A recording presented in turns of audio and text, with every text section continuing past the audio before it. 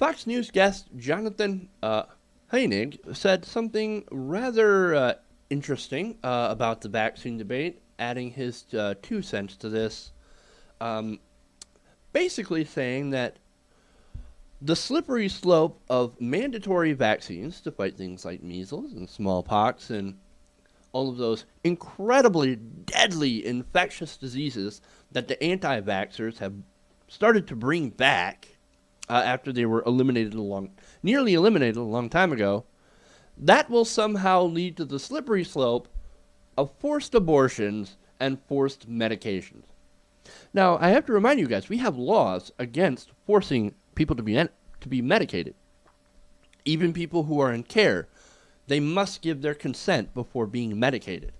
And somehow, getting a vaccination for the public good, for the public health, will lead to somehow the government saying that we can make the decisions for you that affect you personally. That is ridiculous. And this is all based on a bill in California that would propose mandatory vaccinations regardless of religious belief.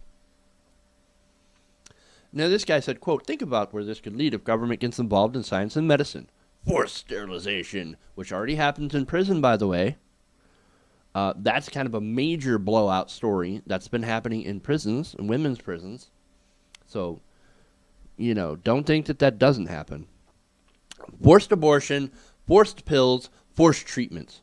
Well, once again, for pretty much all of those, except for the forced sterilization of the poor in prison, which is a major issue, none of that is legal. None of that happens.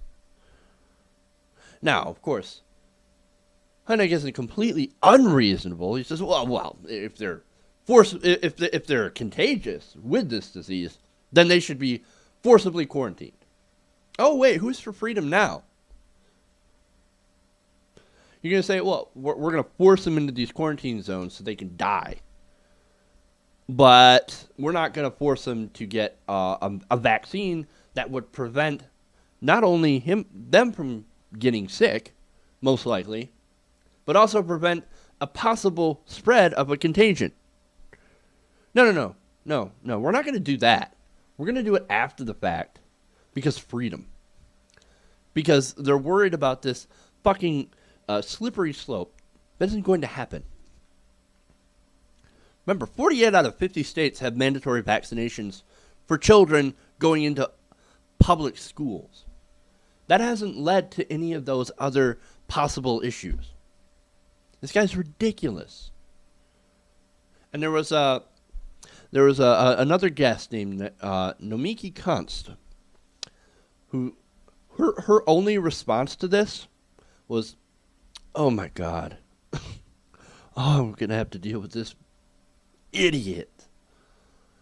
And that's what you get, man. That's the anti-vax movement is full of people like this guy, this ridiculous guy who thinks that somehow you're going to have forced abortions and forced sterilization, forced treatments, forced pills, forced everything by the government if you make people get a vaccine for the public health, for the public good.